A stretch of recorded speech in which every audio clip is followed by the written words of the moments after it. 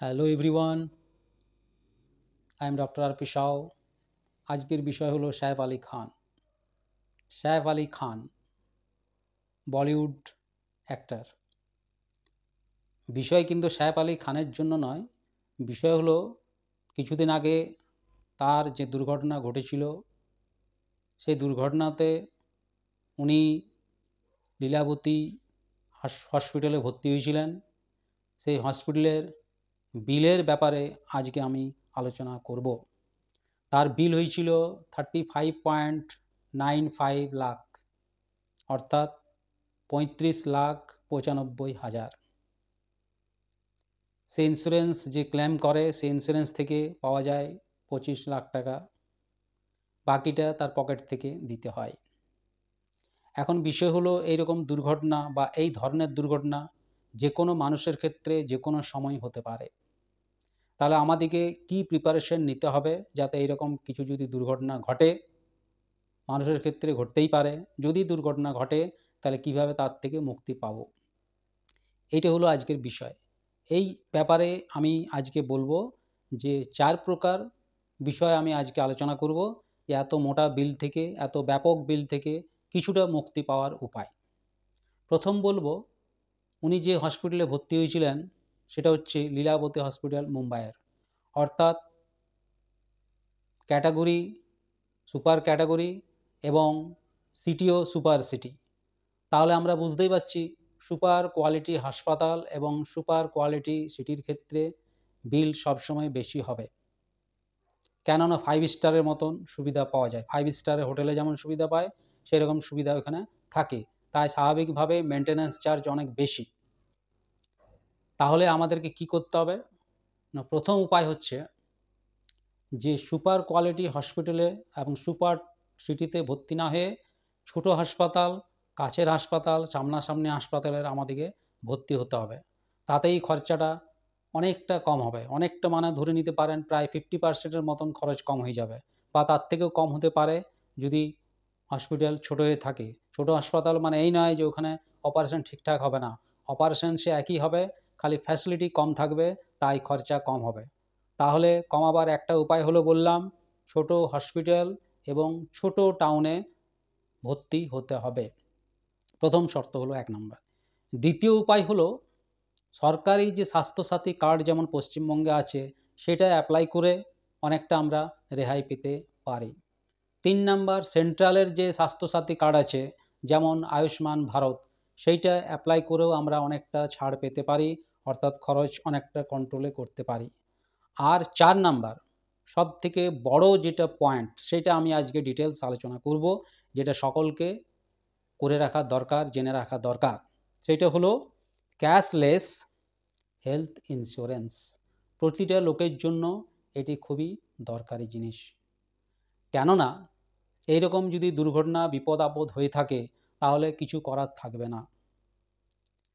এটা কি জিনিস না, ক্যাশলেস হেলথ ইন্স্যুরেন্স হলো আপনাকে প্রতি মাসে মাসে কিছু টাকা দিয়ে যেতে হবে সেই হেলথ ইন্স্যুরেন্স কোম্পানিকে। বিনিময়ে যদি আপনার কোনোদিন এরকম হসপিটালে ভর্তি হওয়ার দরকার পড়ে, তাহলে সেখানে ইন্স্যুরেন্স কোম্পানিকে তার কাস্টমার কেয়ার নাম্বারে শুধু জানিয়ে দিলেন, তারা যে যে হসপিটালের নাম উল্লেখ করবেন সেই হসপিটালে গিয়ে শুধু ভর্তি হয়ে যাওয়া, বাকি প্রথম থেকে শেষ পর্যন্ত তারাই বিল পেমেন্ট করবেন। পকেট থেকে পয়সা দেওয়ার কোনো প্রয়োজন নেই, কোনো হেডেক নেই। শুধু আপনাকে একটা জিনিস দেখতে হবে যে আপনি কত টাকার হেলথ ইন্স্যুরেন্স নিচ্ছেন। ধরুন আপনি যদি 25 লাখ টাকার হেলথ ইন্স্যুরেন্স নিয়ে থাকেন, আর আপনার খরচ যদি 25 লাখের মধ্যে হয়ে থাকে, তাহলে পুরোটাই আপনার ক্যাশলেস হয়ে যাবে, অর্থাৎ পকেট থেকে লাগবে না। আর যদি 25 লাখের হেলথ ইন্স্যুরেন্স নিয়েছেন আর যদি খরচ হয় 30 লাখ টাকা, তাহলে 5 লাখ টাকা পকেট থেকে দিতে হবে।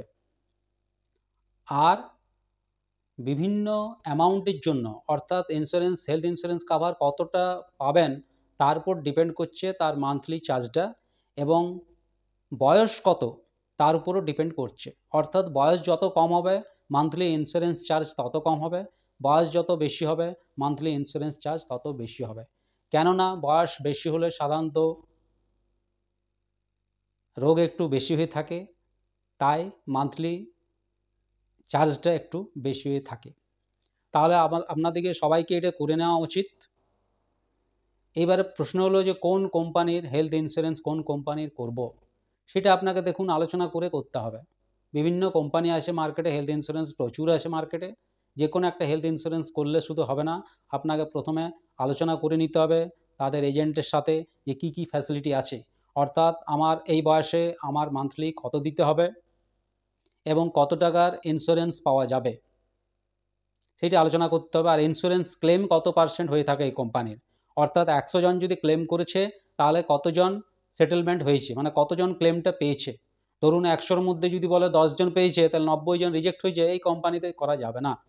যেখানে খুব বেশি পার্সেন্টেজ ক্লেম সেটেলমেন্টের পার্সেন্টেজ খুব বেশি, সেইখানে সেই কোম্পানিতে আপনাকে করতে হবে। আর যেখানে ক্যাশলেস, টাকা পয়সার কোনো ঝামেলা নাই, কোম্পানিকে ফোন করে জানিয়ে দিলেই হবে, হসপিটালে নাম ওরা বলে দিবে, সেই হসপিটালে ভর্তি হয়ে গেলেন, ঝামেলা শেষ, পেমেন্ট তারাই করবে, আপনার কোনো হেডেক নেই। তাহলে বিভিন্ন এজেন্টের সাথে, বিভিন্ন কোম্পানির এজেন্টের সাথে আপনি কথা বলবেন, কথা বলে দেখবেন যে কত টাকার ক্লেমের জন্য কত টাকা মান্থলি পেমেন্ট করতে হবে। আপনার ক্ষমতা অনুসারে আপনি সেইভাবে অ্যামাউন্টটা নির্ধারণ করলেন, 5 লাখ, 10 লাখ, 25 লাখ, 50 লাখ, 1 কোটি, যেটা আপনার মনে হবে সুবিধা মতো সেটা আপনি দেখে নিলেন। আমি এখানে কয়েকটা উদাহরণ দিয়ে দেবো, এগুলোই করতে হবে এমন কোনো মানে নেই, আপনাকে আলোচনা করে তারপর সেভাবে সিদ্ধান্ত নেবেন। আমি এখানে 5টা কোম্পানির নাম বলবো, সেটা মান্থলি কত দিতে হয় এবং তার কাভারেজ কত, অর্থাৎ হেলথ ইন্স্যুরেন্স কত টাকা পর্যন্ত পাওয়া যাবে ক্যাশলেস, সেইটুকু আমি একটা এক্সাম্পল স্বরূপ দিচ্ছি।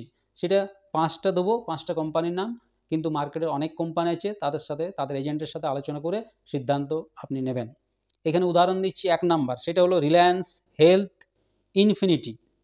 এটা একটা হেলথ ইন্স্যুরেন্স কোম্পানি, যার মান্থলি মিনিমাম চার্জ হচ্ছে 931 টাকা এবং ক্লেম কাভারেজ হচ্ছে 6.5 কোটি টাকা।